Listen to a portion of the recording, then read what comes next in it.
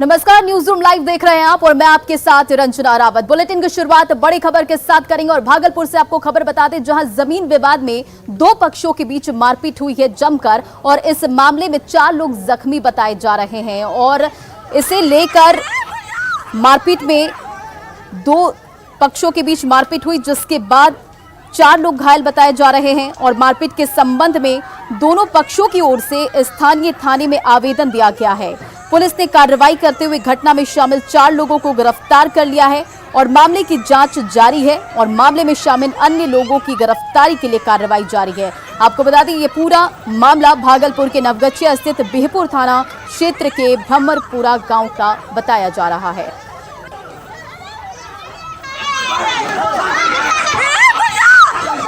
तो भागलपुर से आप ये तस्वीरें देख रहे हैं, जहां जमीन विवाद में दो पक्षों के बीच मारपीट हुई और इस पूरे मामले में 4 लोग घायल बताए जा रहे हैं। पुलिस ने कार्रवाई करते हुए 4 लोगों को गिरफ्तार कर लिया है। दोनों पक्षों ने शिकायत दर्ज कराई है। तस्वीरें आपके सामने, जमीन विवाद को लेकर किस तरह से उलझे हैं दो पक्ष के लोग। बिहपुर थाना क्षेत्र का यह मामला।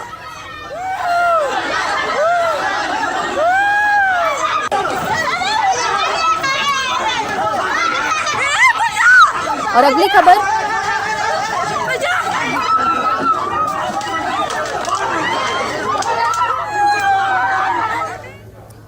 खबर बगहा से आपको बता रहे हैं, जहां का वीडियो वायरल हो रहा है। इस मामले में भी दो पक्षों के बीच जमकर मारपीट हुई। जमीन विवाद का मामला है, जहां आधा दर्जन महिला घायल बताई जा रही। तो ये खबर बगहा से, जहां इसका वीडियो भी वायरल हो रहा है। जमीन विवाद में आज जमकर मारपीट हुई, जिसमें महिला समेत करीब आधा दर्जन लोग जख्मी बताए जा रहे हैं। घटना नगर थाना क्षेत्र के शास्त्री नगर की बताई जा रही है। मारपीट का वीडियो भी वायरल हो रहा है। बताया जा रहा है कि जमीन विवाद को लेकर ये मारपीट हुई है और दोनों पक्षों से महिला समेत आधा दर्जन लोग जख्मी बताए जा रहे हैं, जिसका इलाज अनुमंडल अस्पताल में जारी है। फिलहाल पुलिस मामले की छानबीन कर रही है।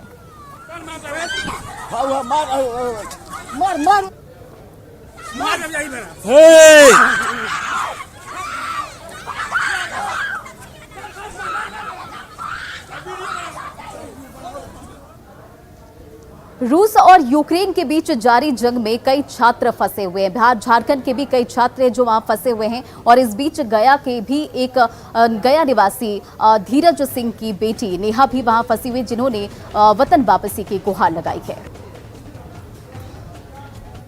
मेरा नाम नेहा कुमारी है। मैं बिहार के गया जिले की परैया की रहने वाली हूँ। मैं यहाँ क्रीमिया फेडरल यूनिवर्सिटी में 2य वर्ष में पढ़ रही हूँ। युद्ध के हालात को लेकर के हमारे यहाँ डर का माहौल बना हुआ है। यहाँ की फ्लाइट्स भी बंद हो गई है ताकि जिससे हम घर जा सकें। इस वजह से हम लोग चाहते हैं कि हमें ऊपर से सरकार की ओर से कहीं से भी कोई मदद मिले ताकि हम लोग जल्द से जल्द घर जाएं। शराब तस्करों के खिलाफ लगातार कार्रवाई जारी और इस बीच नवादा में उत्पाद विभाग ने शराब तस्करों के खिलाफ कार्रवाई करते हुए 1200 लीटर जावा महुआ को नष्ट किया है। तस्वीरें आपको दिखा रहे हैं, जहां पर नवादा में पुलिस और उत्पाद विभाग की टीम ने शराब तस्करों के खिलाफ कार्रवाई करते हुए ड्रोन की सहायता से पुलिस ने अवैध शराब के अड्डों पर पता लगाते हुए उसे तबाह कर दिया और मौके से बरामद 1200 किलो महुआ जावा को नष्ट कर दिया। पुलिस विभाग ने कार्रवाई के दौरान 115 लीटर देसी शराब को जब्त कर लिया है और उत्पाद विभाग ने गुप्त सूचना के आधार पर बुंदेलखंड थाना क्षेत्र के अफजल नगर में शराब तस्करों के खिलाफ अभियान चलाया। हालांकि इस दौरान किसी तस्कर की गिरफ्तारी नहीं हो पाई है। उत्पाद विभाग ने दूसरी कार्रवाई नगर थाना के जमालपुर गांव में की, जहां झाड़ियों में छिपाकर रखे गए 75 लीटर अवैध देसी शराब को जब्त किया गया। शराब बनाने वाली भट्टी को ध्वस्त कर दिया गया। उत्पाद विभाग ने इस मामले में अज्ञात तस्करों के खिलाफ केस दर्ज कर लिया है और आगे की कार्रवाई में जुट गई है। यहाँ पे छापामारी के दौरान एक भट्टी बरामद की गई, जहाँ से 1200 केजी जावा महुआ का घोल भी नष्ट किया गया है और 115 लीटर महुआ चुलाई शराब बरामद किया गया है। और समाज सुधार अभियान के तहत आज मुख्यमंत्री नीतीश कुमार भागलपुर पहुंचने वाले और यहां जीविका दीदियों से संवाद करेंगे और हमारे संवाददाता रवि एस नारायण ने जीविका दीदियों से बातचीत की। रिपोर्ट देखिए। मुख्यमंत्री नीतीश कुमार का समाज सुधार अभियान लगातार जारी है और अपने इस अभियान में मुख्यमंत्री नीतीश कुमार आज बेगूसराय पहुंच रहे हैं। बेगूसराय में वो बेगूसराय ज़िला और खगड़िया ज़िले के जीविका दीदियों के सभा को संबोधित करेंगे और जीविका दीदी के जो अनुभव रहे हैं उन अनुभवों को भी वो सुनेंगे। यहाँ पे आप देख सकते हैं कि तमाम बेगूसराय और खगड़िया ज़िले के जो जीविका दीदियाँ हैं वो यहाँ पे पहुंच गई हैं। जो जीविका दीदियाँ हैं उनसे हम जानेंगे। आप लोग बातों को नीतीश जी जो कहते हैं सुनते हैं तो गांव तक कैसे पहुंचाते हैं? गांव से गांव तक पहुंचाते हैं सर, घर घर में कि बाल विवाह नहीं करवाना चाहिए। जैसे हम लोग को हुआ उस तरह अब हम लोग बाल बच्चा को नहीं करेंगे, पढ़ाएंगे लिखाएंगे। सर जब से जीविका अभियान चला सब जीविका के दीदी इकट्ठा होके और रोड पर लाइन लगा के और जुलूस निकालें और शराबबंदी के लिए सबको प्रयास किए रोकने के लिए। तो टोला मोहल्ला में जैसे कि पहले पी के गाली गलौज हो रहा है, अभी के रास्ता में मोहल्ला में जैसे कि कोई नहीं पीता है और नहीं बिक्री हो रहा है।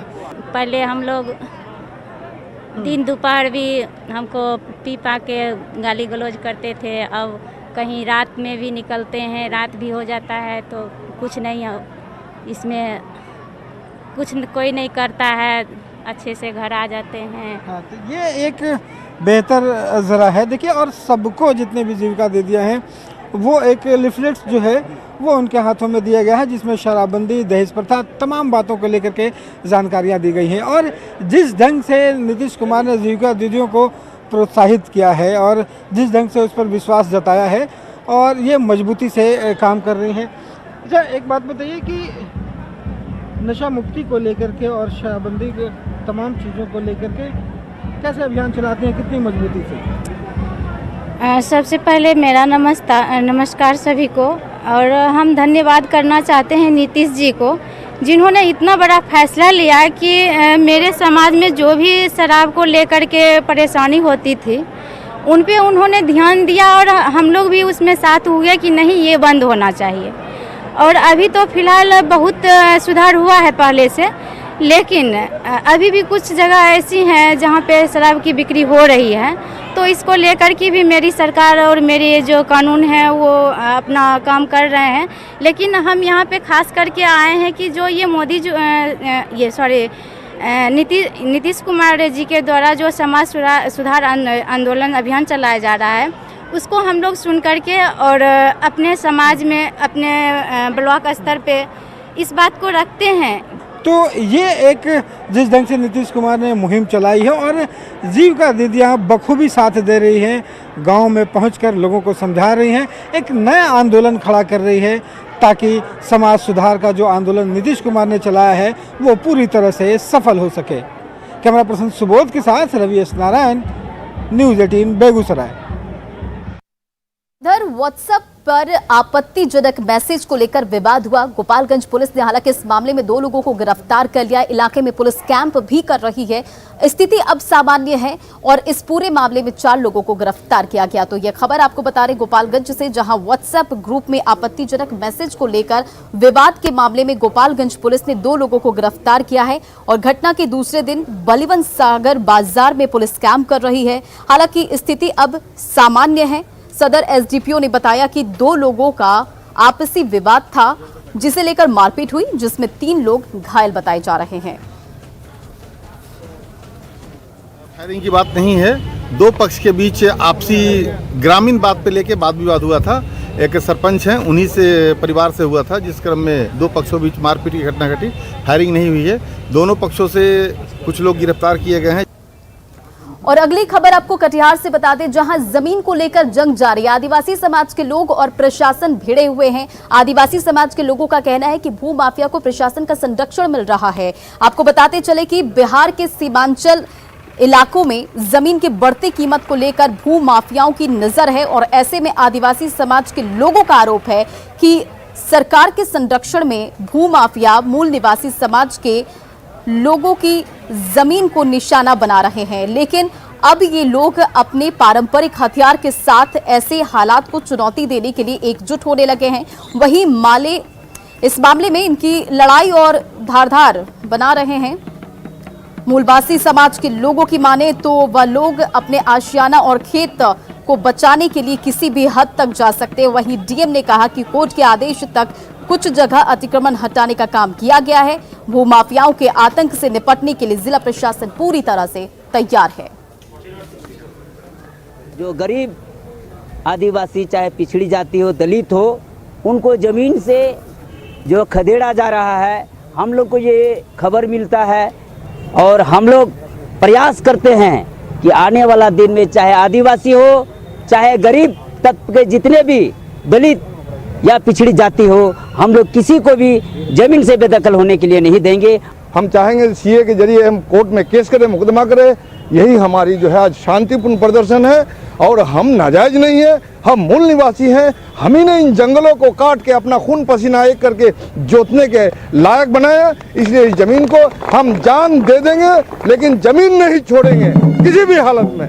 जब भी इस प्रकार का हम लोग के पास सूचना आता है तो उसकी विधिवत जांच कराकर हम लोग या तो वो इंक्रोचमेंट हो या अगर कोई वाद दाखिल करना हो तो उसको हम लोग करते हैं। इसी क्रम में हम लोगों ने हाल में 8.5 एकड़ लगभग सरकारी ज़मीन को भी इंक्रोचमेंट मुक्त कराया था। किसी प्रकार का कोई भी अगर इसमें माफिया काम करेगा तो उस पर उचित कानूनी कार्रवाई करते हुए उनके विरुद्ध प्राथमिकी दर्ज की जाएगी और उचित कार्रवाई की जाएगी। उधर बेगूसराय के लेफ्टिनेंट शहीद ऋषि रंजन के माता पिता अपनी बेटी की नौकरी के लिए दर दर भटक रहे। शहादत के वक्त कई मंत्री, कई नेता पहुंचे, उन्होंने भरोसा दिलाया, लेकिन आज तक उन्हें सुविधाएं जो है मुहैया नहीं कराई गई है। आपको बताते चले कि जम्मू कश्मीर में 30 अक्टूबर को लैंडमाइन ब्लास्ट में बेगूसराय के लाल लेफ्टिनेंट ऋषि रंजन शहीद हो गए और शहादत के समय कई बड़े नेता, मंत्री शहादत को सलाम करने पहुंचे थे। कई वादे भी किए गए थे, लेकिन आज तक एक नौकरी परिवार को नहीं मिल पाई है। आज शहीद के पिता को मीडिया के सामने आना पड़ा, सरकार से नौकरी की गुहार लगानी पड़ी।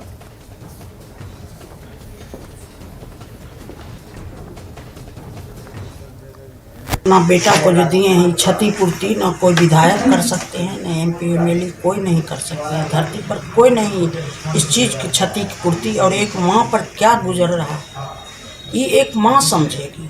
एक लौता पुत्र, घर का चिराग, मेरा एक बच्ची है जो डिपेंडेंट है, इस उम्र में मेरा सहारा बिल्कुल ख़त्म हो गया। सरकार को हम लोग प्रतिवेदन दिए थे तो बोले हम लोग इसको देखेंगे। उसके बाद से जितने भी मंत्री आए सबको दिया गया प्रतिवेदन, तो उसके बाद से तो मिलना संभव ही नहीं हो पाया है। और अब बात एक ऐसे युवक की जो कश्मीर से कन्याकुमारी के लिए यात्रा करने के लिए निकल जाते हैं और बिना शर्त लोगों की मदद भी करते हैं। और हम बात कर रहे हैं कश्मीर के शोपिया से मुनीब अहमद की। दरअसल मुनीब की बिना पैसे कश्मीर से कन्याकुमारी की यात्रा पर सामाजिक प्रयोग है और जिसमें मुनीब ने ये जानने की कोशिश की कि एक खाली हाथ कश्मीरी युवक के साथ भारत के लोग किस तरह का व्यवहार करते हैं। कश्मीर में अक्सर कहा जाता है कि बिना कारण कश्मीरी युवकों को निशाना बनाया जा रहा है और इसकी सच्चाई जानने के लिए मुनीब ने कश्मीर से कन्याकुमारी की यात्रा की, वो भी बिना एक भी पैसा के। और कश्मीर से कन्याकुमारी और कन्याकुमारी से कश्मीर की अपनी 50 दिन की यात्रा के दौरान मुनीब कुछ मशहूर जगहों पर भी गए, लोगों से बातचीत की और पाया कि जगह लोगों के लिए बिना शर्त, बिना भेदभाव उनकी मदद की और उसे कश्मीर से कन्याकुमारी तक हर जगह भाईचारा और मानवता दिखी।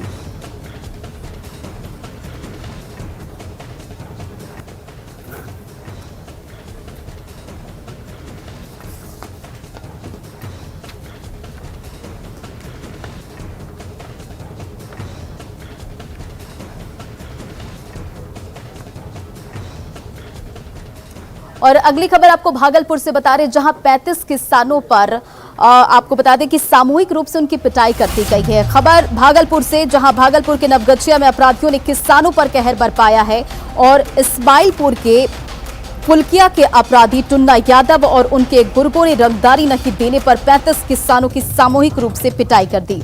पिटाई में 6 किसान गंभीर रूप से घायल बताए जा रहे हैं। ये बड़ी खबर आपको बता रहे भागलपुर से, जिनका इलाज नवगछ के अनुमंडल अस्पताल में जारी है।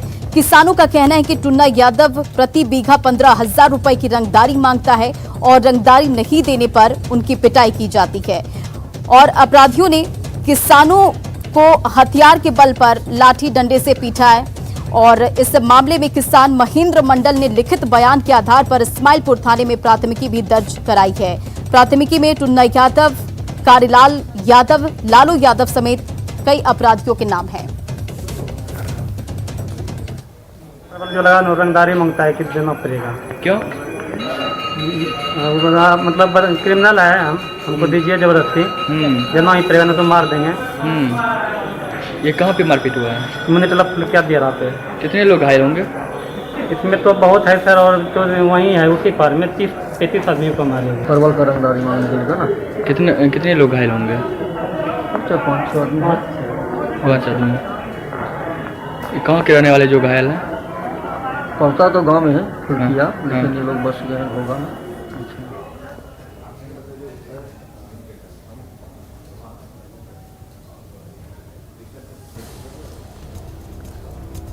तो देखिए, अब इस पूरे मामले पर कई अहम सवाल, किसानों की पिटाई पर कई अहम सवाल, पिटाई पर क्यों मुकदर्शक बनी हुई है पुलिस। तो इस पूरे मामले पर कई अहम सवाल, क्यों टुन्ना यादव की नहीं हो रही गिरफ्तारी। तो किसानों की पिटाई पर न्यूज़ 18 के सवाल, टुन्ना के आतंक के सामने पुलिस क्यों है बेबस।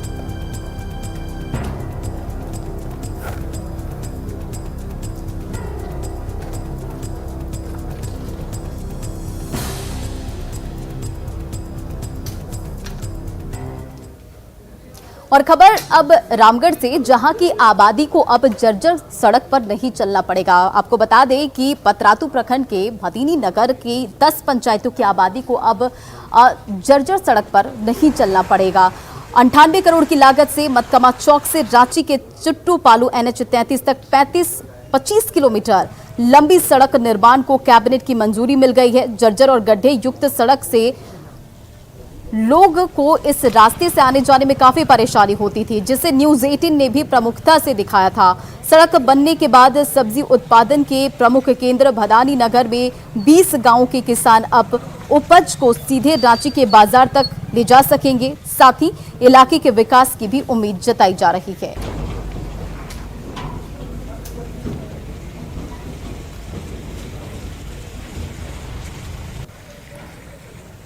हम लोग बहुत खुश हैं कि अब रोड बनेगा और अब आवागमन और हम लोग का फसल जो होता था और बाजार जाने में जितना कठिनाई होती थी, अब सारा चीज़ ठीक हो जाएगा। हम लोग बहुत ही खुश हैं। मतकमा चौक से NH 30 जहाँ जो 25 किलोमीटर रोड जो बन रहा है, बरसों से इस इलाके में आदिवासी मूलवासियों को एक सपना था कि रोड अच्छा बनेगा। और यहाँ से कम इस इलाके में 50,000 लोग कम से कम 10 पंचायत बिलोंग उसमें करते हैं।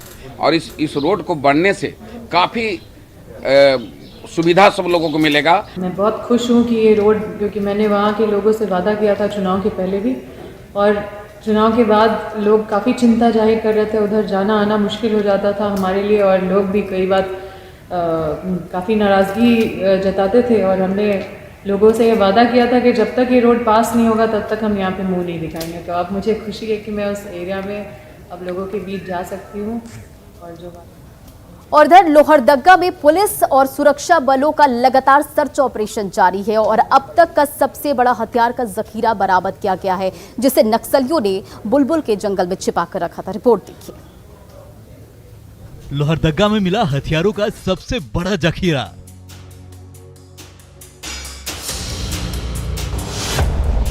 भारी मात्रा में राइफल और गोला बारूद जब्त।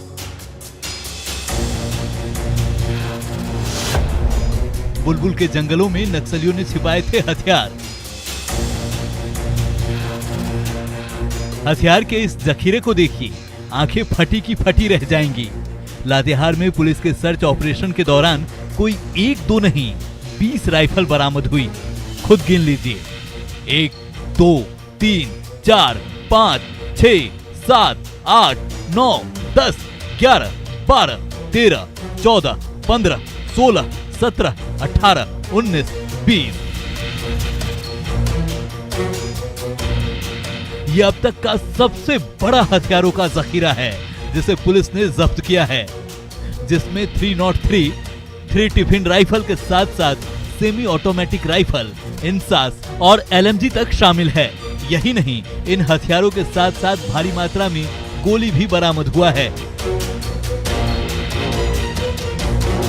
पुलिस को ये कामयाबी झारखंड के लोहरदगा के बुलबुल के जंगलों में चलाए जा रहे सर्च अभियान के दौरान मिली। गुरुवार को लातेहार लोहरदगा के सीमावर्ती क्षेत्र से पुलिस ने 2 इनामी नक्सलियों को गिरफ्तार किया था, जिनकी निशानदेही पर पुलिस ने सर्च ऑपरेशन चलाया और छुपाकर रखे गए इन हथियारों को बरामद किया। झारखंड पुलिस के अभियान आईजी अमोल वी होपकर ने नक्सलियों को चेतावनी दी है कि सरकार के आत्मसमर्पण नीति के तहत सरेंडर करें, नहीं तो उनके माद में घुसकर ऐसी कार्रवाई की जाती रहेगी। झारखंड सरकार की एक बहुत ही अच्छी सरेंडर नीति है। उसका हम लोग हमेशा ये करते हैं कि जो भी नक्सली है, जो समाज की मुख्य धारा से भटके हुए हैं, वो अगर हिंसा का रास्ता छोड़ते हैं और मुख्य धारा में शामिल होते हैं तो हम उनका खुले दिल से स्वागत करेंगे। लेकिन अगर वो सरेंडर नहीं करते हैं और हिंसा का रास्ता नहीं छोड़ते हैं तो निश्चित रूप से उनके मान में घुसेंगे और उनके खिलाफ सारी कार्रवाई की जाएगी। पिछले कई दिनों से पुलिस और सुरक्षा बल के जवान लोहरदगा के बुलबुल के जंगलों में नक्सलियों के विरुद्ध सर्च ऑपरेशन चला रहे हैं। सर्च ऑपरेशन के दौरान कई इनामी नक्सलियों की गिरफ्तारी हुई है और अब ये हथियारों का जखीरा बरामद हुआ है। ये कामयाबी पुलिस के लिए किसी ऐतिहासिक कामयाबी जैसा है। न्यूज़ 18 के लिए लोहरदगा से आकाश साहू की रिपोर्ट। और मुंगेर में 100 साल पुराने अगर एयरपोर्ट को चालू कर दिया जाए तो इससे विकास भी होगा, पर्यटन के क्षेत्र में भी बढ़ावा मिलेगा और लोगों को मदद भी मिलेगी। रिपोर्ट देखिए। मुंगेर जिला जो कि काफ़ी ही ऐतिहासिक जिला है, ऐतिहासिक होने के साथ साथ यहाँ कई ऐसे चीज़ हैं, कई ऐसे धार्मिक स्थान है, कई ऐसे पर्यटक के घूमने के स्थान हैं जिसको लेके यहाँ पे पर्यटक को बढ़ावा मिल सकता है। लेकिन ज़िले में अब तक हवाई सेवा स्टार्ट नहीं हुआ है, जिसको लेके ज़िले वासियों को काफ़ी ही मायूसी है। अब बिहार के 5 जिलों में हेलीकॉप्टर सेवा स्टार्ट होने वाली है। ऐसे ज़िले वासियों ने पुनः ज़िले में हवाई सेवा को स्टार्ट करने की मांग उठ गई। उन लोगों का कहना है कि इस मुंगेर ज़िले को भी हवाई सेवा से जोड़ा जाए ताकि यहाँ के जो ऐतिहासिक चीज़ है, यहाँ के पर्यटक को बढ़ावा मिले। ये जो मैं इस वक्त मौजूद हूँ, अभी आप देख सकते हैं कि मुंगेर हवाई अड्डा में मौजूद हूँ। यहाँ पे 8 करोड़ की लागत से जो है हवाई पट्टी को आप देख सकते हैं कि काफ़ी है, अच्छी हवाई पट्टी को भी बनाया गया, लॉन्च बनाया गया, लेकिन अब तक ज़िले में हवाई सेवा स्टार्ट नहीं हुआ। हालांकि यहाँ पे कई जो जब नेता आते हैं तो उनके हेलीकॉप्टर यहाँ बाखूबी लगते हैं और दिखने में भी अच्छे लगते हैं, लेकिन हवाई सेवा से अब तक इसको नहीं जोड़ा गया है। यहाँ के साथ में कुछ लोग भी हैं, हम उन्हीं से जानेंगे कि उनका क्या कहना आपका। देखिए, मुंगेर शहर एक ऐतिहासिक शहर रहा है। इस शहर का एक अपना वजूद रहा है जो 5 जिलों में अभी हेलीकॉप्टर सेवा उपलब्ध कराया जा रहा है आम नागरिकों के लिए, आम लोगों के लिए। निश्चित तौर पे उपलब्ध कराना जाना चाहिए। हर ज़िला में इस चीज़ को होना चाहिए था, लेकिन हमारा मुंगेर आज भी इस चीज़ से बहुत ही अलग है।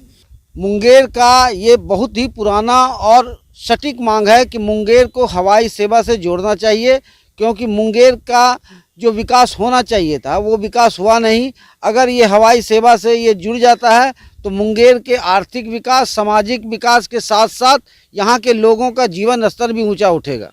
हवाई सेवा होने से युवाओं को क्या बेनिफिट मिलेगा? बहुत सारा बेनिफिट मिलेगा, काहे कि अदर स्टेट से स्टूडेंट आना चाहेंगे तो उसको बहुत सारी प्रॉब्लम होती है ना, तो ऐसे भी आ सकते हैं। बहुत सारे प्रॉब्लम होती है, हवाई सेवा रहेगी तो उससे थोड़ा बेनिफिट मिलेगा। हम लोग को ही अच्छा लगेगा कि हमारे मुंगेर में भी हवाई सेवा उपलब्ध है, इसलिए हम लोग भी सहमत हैं इस बात से। सभी की एक ही मांग है कि ज़िले में हवाई सेवा होनी चाहिए ताकि जिला का जो विकास अब तक सही मायने में नहीं हो पाया है अब हो सके।